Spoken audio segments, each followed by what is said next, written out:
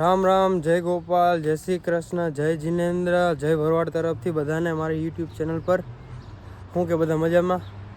તો આજ શનિવાર હતો, તો આપણે શાંતિથી ઉઠ્યા, વિડીયો અપલોડ કર્યો અને હવે જઈએ આપણે આપણા કામ ધંધે. તો બતાવો આજે આપણે શું કરશું. હાલો તાણ ભાઈ લોકો, આપણે આપણા સ્ટેશન ઉપર આવી ગયા સ્ટેટ બાગવાળા. હું તો તમે જોઈ શકો આ રહ્યું સ્ટેટ બાગ. મારા ઘરથી કેટલા 5 મિનિટ આગળ, ખાલી 5 મિનિટ. ત્યાં હું બસથી અહીંયા પહોંચવાનું અને પછી અહીંથી હું મેન સ્ટેશન જઈશ ઝુરિક HB વાળા. પછી આપણે જોઈએ આગળ શું કરીએ. અને ભાઈ આપણે કહેવાય ને, હવે યુટ્યુબ ઉપર આપણે વિડીયો મૂકવાનું કોઈ એવું કહેવાય ને રીઝન નહીં. આપણે મરજી છે અને આપણને શોખ છે, આપણને મજા આવે છે વિડીયો મૂકવાની, તમને મજા આવે છે, તમને જોવાની મજા આવતી છે એવું હું ઈચ્છું. જે હોય એના લીધે આપણે બનાવી છે. તો ભાઈ આપણે આવી ગયા કૂકમાં, આપણે હવાનું દૂધ લેવા. તો હું તમને બતાવું આપણું ફેવરેટ દૂધ, બરાબર.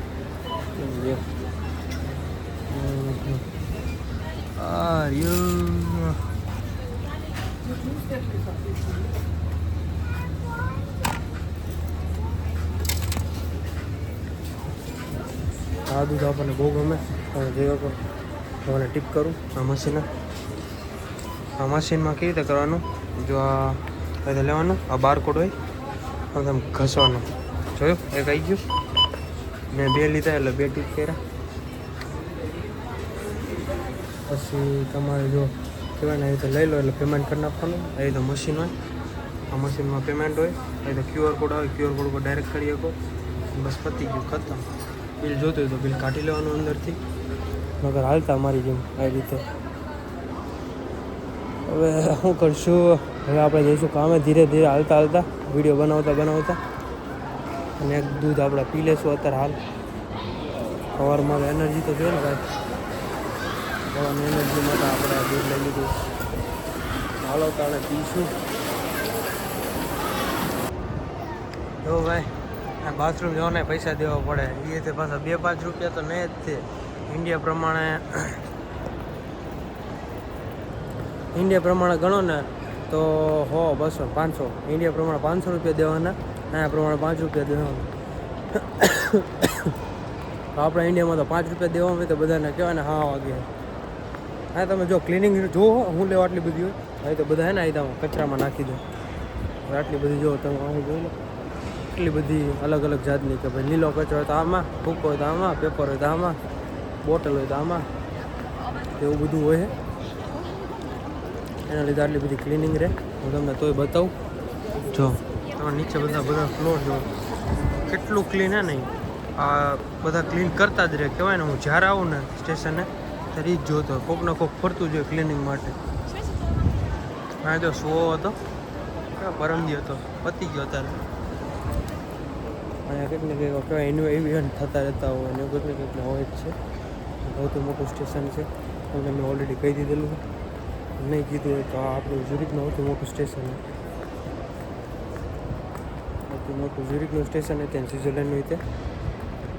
તો જે બી કોઈ આવે ને ત્યાં જ ઉતરે, કારણ કે હોટલ આટલા નજીકમાં હોય અને કાં તો અહીંથી જ તે બીજે ક્યાંક જવાનું હોય, એની માટેની ટ્રેન અહીંયા જ હોય.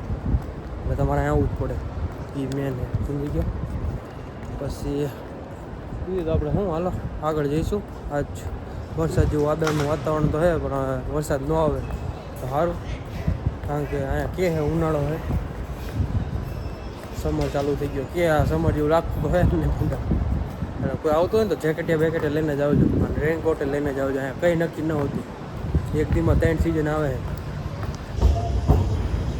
અને નવો આવ્યો હતો ને સ્વિટ્ઝરલેન્ડમાં પહેલા વર્ષે, એ વર્ષનો આ વર્ષનો ઘણો કહેવાય ને જમીન આસમાનનો ફરક છે. કારણ કે પહેલા વર્ષે તો એક આખું વર્ષ તો મેં એ રીતે અલગ રીતે કાઢ્યું ને, એટલું ખરાબ રીતે કાઢ્યું હતું ને એની કોઈ સીમા નહીં. આ તો દુબળો થયો અને એ બધું થયો ને તો હજી એ બધું એના લીધે જ છે. કારણ કે જ્યારે દુબળો થયો એ થયો પછી કોઈ જાડો થયો જ ન હતો. ગમે એટલું ખાવું, ગમે એટલું પીવું ને. કારણ કે બીજું રીઝન એ છે, ત્યારે મને ખાવાનું નહોતું આવતું બનાવતા પહેલા વર્ષે ને.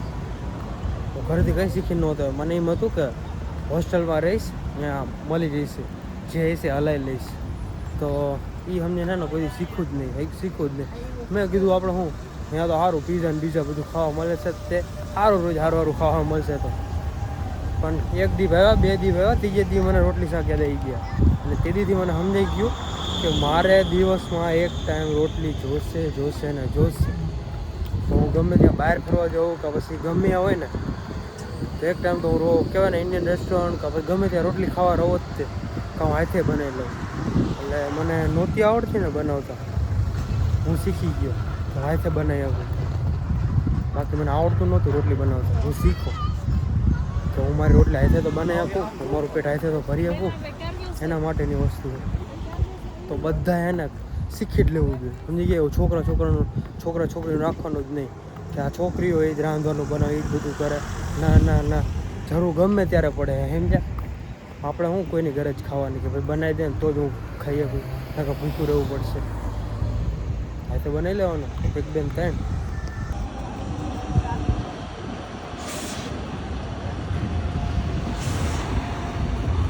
અહીંથી કહેવાય ને થોડું મેન સ્ટેશનથી 4 નંબરની ટ્રામ લે ને એ સીધી રેસ્ટોરન્ટની નજીક ઉતારે. તો અત્યારે મેં 4 નંબરની ટ્રામ લઈ લીધી, હું તમને બતાવું.